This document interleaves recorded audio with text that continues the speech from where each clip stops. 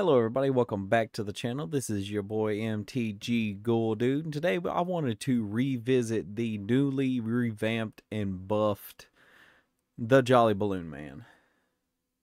Because I gotta love my circus freaks. And I love spreading joy, and I like, throwing some balloons out there for the fun of the friends. But I also like swarming them and, just having an obnoxious amount of them. So I wanted to share with you guys my updated and a little overpowered for a more casual deck. So it's like right about where I would usually play it, with a more mid to higher power table, mostly on the higher power end. So let's go on ahead and get into the deck tech, starting off with a little bit of artifact love. We got to give the clown some really cool shoes. And what deck wouldn't be complete around, focused around the commander without some Swiftfoot boots? We have a beautiful Panharmonicon to help double. Another doubler in the Illusionist Bracers. And then we have artifacts that deal with a little bit of card draw and sacrificing. Starting off with the Culling Dice. This helps, get rid of our balloons when we can't swing, and later on, if we got enough counters on it, we can just draw cards. The Idol of Oblivion is going to trigger any time that we make a token, so we can draw a card pretty much every turn if we're doing a game right. And eventually we can just make a balloon copy of a 10/10 and just make a 1/1 with, just a really big 1/1. Skull Clamp is going to help with a little bit more of that card draw necessity, just killing off the balloons if we don't have any anthems on the board. And now we get into the ramp of the deck with a Soul Ring, an Arcane Signet, the usual suspects: Boros Signet, Felwar Stone, Liquid Metal Torque, Mind Stone, Prismatic Lens, the Talisman of Conviction, a borderless Thought Vessel, just something I had in my collection. And here are a few that meet the requirement for mana production, but do it in a different kind of way. Or have some alternative uses, like the Patriarch's Seal. I don't know how to say that correctly. Patriarch's Seal. It allows us to untap our Jolly Balloon Man if we, just happen to need to, do it again, do the thing again. Cursed Mirror can make a single red, or you can play it as another creature for the first time when it enters the battlefield, and it has haste. So if you have any creature on the battlefield, you need a copy of it for a turn, you can just use that. And then we have the Phyrexian Altar, because the Phyrexian Altar just goes, it goes infinite with the ham sandwich. And of course, continuing on into our creature package of the deck, we have a Iron Mirror and a Gold Mirror and an Ornithopter of Paradise. So, just in case we need a few more creatures to help untap, or to untap with other creatures. We'll get to that later on. We have those creatures. Solemn is just a solid include in this deck. It helps you land ramp, and if you can make more copies of it when they die because you sacrifice them, you draw a card.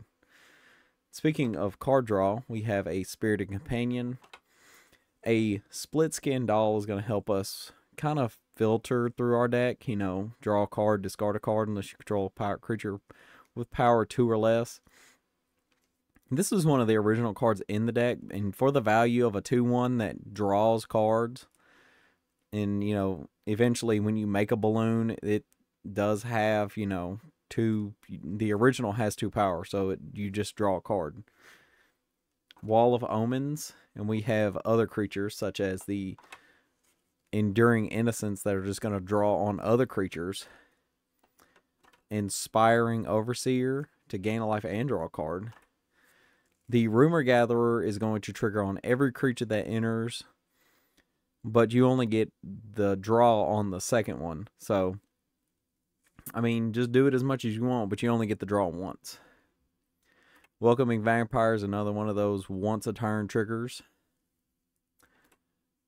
Now we move into the removal type creatures with Skyclave Apparition, Cathar Commando, and then we get our damagers, starting off with Molting Gatekeeper, deals 1 for each creature entering, and Witty Roastmaster. And man, let me tell you, if you can get multiple of these on the battlefield, it gets nutty.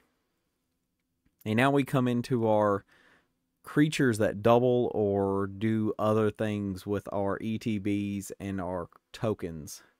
Starting off with a unnoticed Eartha Joe Frontier Mentor. This is one that I just feel like slipped completely under the radar. I love this creature because, nobody assumes, Eartha Joe. Oh, it sounds like it doesn't really do anything, but it makes a mercenary token, and the token triggers its ability because whenever you activate an ability that targets a creature or player, copy that ability.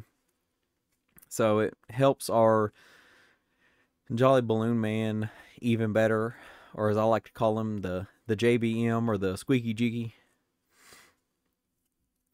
Elish Norn is, I feel like she's fighting for her place in the deck. I mean, shutting off your opponent's triggered abilities, ETBs, I mean, that's really good, and doubling yours is really good, but I feel like Elish Norn and Mondrak that are, token doublers are fighting for their place in this deck for me. I mean, what do you guys think? Do you think they should stay, or do you think, to go a little bit faster, we need to just go on ahead and kick them out and put some more ramp or something in there? But along with those, we have a couple more enchantments, like Anointed Procession to help double those tokens. Smothering Tithe is going to help us gain treasure to help keep that Jiki squeaking. Oh no. Unfortunately, the Goblin has bombarded us. Let's get that centered back right. There we go. Oh, I keep fiddling with it. There we go. Alright, we're back on track. Just to help get rid of those balloon tokens, Impact Tremors is going to trigger on each one of those balloon tokens, and so is the War Leader's Call. And this is the one we kind of have to look out for, because if we draw this one, yes, it does deal damage whenever it enters, and it does make our balloons bigger, but it takes away our ability to use that skull clamp. So just let it be known.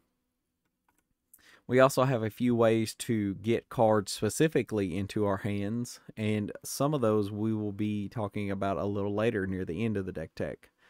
The Enlightened Tutor searches for an artifact and enchantment, and the Idyllic Tutor is going to search just for enchantments. Now we move into our removal section, starting out with Swords to Plowshares, just your usual suite, Path to Exile, Abrade, Chaos Warp, Stroke of Midnight, and then we have a few more targeted board wipes, some that help us a little more than others. Dusk destroys all creatures power 3 or greater. Most of our creatures, besides, the big doublers or the so on and so on, those are really small creatures. So, and our commander is less than 3 power, so why not run something like this? Expel the Interlopers. Choose a number between 0 and 10. Destroy all creatures with greater power than or equal to the chosen number. So you choose 4 and up are gone. Same with the Austere command. You can choose whatever ones you want, but you only get to choose 2. You can destroy all the artifacts, all the enchantments, all creatures converted mana cost 3 or less, or all creatures with converted mana cost 4 or greater. And then we have our, I like to call the protection suite, starting off with the Boros Charm, the Rootborn Defenses, and that will help us populate also. The Unbreakable Formation makes all of our creatures indestructible. And Teferi's Protection, just to, let's just go on ahead and take a time out for the game. And now, ladies and gentlemen, we get into the part where probably half of y'all will either clap or we'll just go on ahead and tune up to the next video. We have the combo section. And what Squeaky Jiki deck, which is the moniker for our good old friend Kiki Jiki, what kind of deck wouldn't want to make extra tokens forever? Well, we have the Kiki Jiki, and we have the Splinter Twin. We have the Zealous Conscripts, if we want to, just keep making Zealous Conscripts forever. And we have the Kiki Jiki to copy cards like Sparring Mummy, Village Bell Ringer, or even the Felidar Guardian, because, 1/4s are just as good if they're an infinite number of them. And then we have some other cards to, just in case if those lines aren't available or if they're in our graveyard. We can use a Karmic Guideline to help, just start flickering stuff. And then the Restoration Angel. And that is the most of the combo suite. I mean, we do have a bunch of pivots. So I feel like that we're safe when it comes to being able to combo off. And if we can't, we have ways to just kind of bounce out for a minute, let the table cool off, and then we're coming right back in hot. Now we move into the non-basic lands. The Spectator Seating, the Sunbaked Canyon, an Elegant Parlor, an Exotic Orchard, a Rugged Prairies, where you would definitely not find a clown, maybe a mime. Maybe if you played Skyrim, you might find Cicero there. But no, you probably wouldn't. You probably wouldn't find a regular clown. Demolition Field is going to help us, get rid of some of those more pesky non-basics. Forbidden Orchard. The Sacred Foundry is going to keep us, just in case we need to fetch. We do have a couple others in there. The Ancient Tomb, the Bloodstained Mire, the Arid Mesa, and the Marsh Flats are to ensure that we find our colored sources that we need. I do have a Plateau proxy in the deck because I don't want to, throw my real Plateau out there. Oh boy. Oh man, come on now. They got upset that I proxied them and not the City of Brass, which actually is a proxy. Because like I said, I have only a few of them and I don't want to ruin them all. And then the last two, we have a Battlefield Forged and a Mana Confluence, like I said, for those wonderful multicolor abilities. But what do you guys think of this list? Is this something you guys want to... I've played with this deck and I'm tweaking it slowly more and more to help, get a little tighter as we go. It's not going to be CEDH. I would be missing a few cards. I'm looking into getting an Imperial Recruiter for the deck to help speed it up a little bit more because, tutors help it more consistent. But what do you guys think of the deck? Let me know down in the comments below. And I will... And if anybody has any suggestions, leave them down in the comments below. Love talking suggestions and talking upgrades with you guys. It's always fun and interesting. But that is going to be it, and I'll see you guys next time in the graveyard.